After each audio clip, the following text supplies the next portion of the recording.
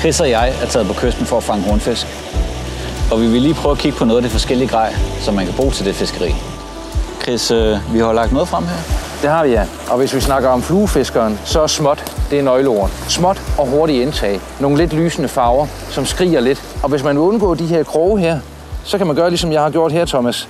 Binde en silkesnoren fast i en hægte, og så simpelthen bruge den som flue på fluestangen. Det er den sikre avn. Hvordan er bundet silkekrogen fast? Jamen, jeg tager en helt almindelig linkhægte her, som jeg har bundet på mit forfang. Og så tager jeg silkesnoren her, og det er jo en cirkel.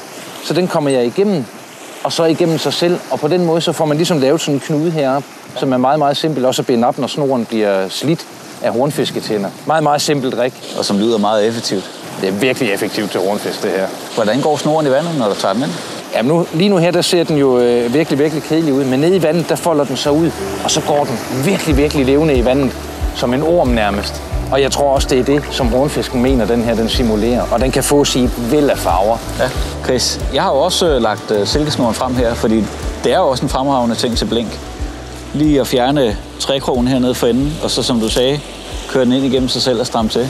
Ja. Så har du blikket med den vugne gang og snoren bagved, og det kan virkelig også få tvækket de der hornfisk til at hugge. Og så skal man også tænke på, at hornfisken får langt nemmere fat i den her silkesnoren frem for trækrogen. Det gør de. Og vil man fiske med trækrog, så er det en meget god idé, når man er ude at fiske hornfisk, og lige tage 5 cm line, hænge trækrogen ned bagved og fiske den, hvor krogen kommer efter.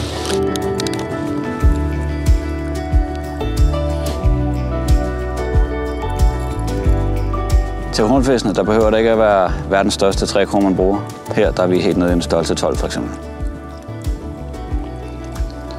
Og når så det er rigget sådan her, og så hornfisken kommer og fokuserer på enden af blinket, og den så snapper, så har du en krog, der hænger bagved. Det plejer at virke. Ja. Så virker det, og den første hornfisk er på vej ind. Sådan. Flot hornfisk.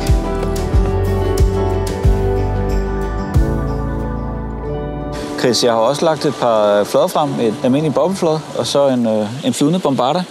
Og det kan jo også være 2 effektive metoder til hornfisken. Hvis du tager sådan en metode som for eksempel med en bobbelflade, den sætter du på linen, og så har du cirka en 1,5 meter line bagved, hvor du har en lille krog, hvor du kan havne den op med sild. Det kan være rejer, det kan være kyllinghjerter, eller det kan måske være noget for andre fisk, du har fanget på dagen. Nu sidder jeg lige og skærer lidt avn til det næste setup, jeg skal prøve at fiske med nu her. Det er jo dejligt frisk hornfisk, som jeg bruger nu. Jeg skal til at prøve nu at fiske med et bobbelflad, som man fylder med vand, så det får lidt vægt. Nu bruger jeg fletline, så jeg samler min fletline nede i en syvl. Og så er jeg ganske almindelig line, som der ender ud i en trækrog hernede for enden, hvor jeg sætter min lille hornfiskestrimmel. Så kører man simpelthen bare et par kroge igennem siden her og passer på fingrene, og så er den egentlig klar til at komme ud og fange nogle hornfisk. Og det her, det er altså noget, der virker. Når jeg fisker med sådan en bobbelflade, som jeg gør nu, efter hornfisk, så kaster den mere eller mindre bare ud, og så lader den dække. Er der hornfisk, og de ser den, så skal de nok tage den. Jeg går egentlig bare og følger den stille og roligt med vinden dernede af. Det her, det er jo en rigtig nem måde at fiske på.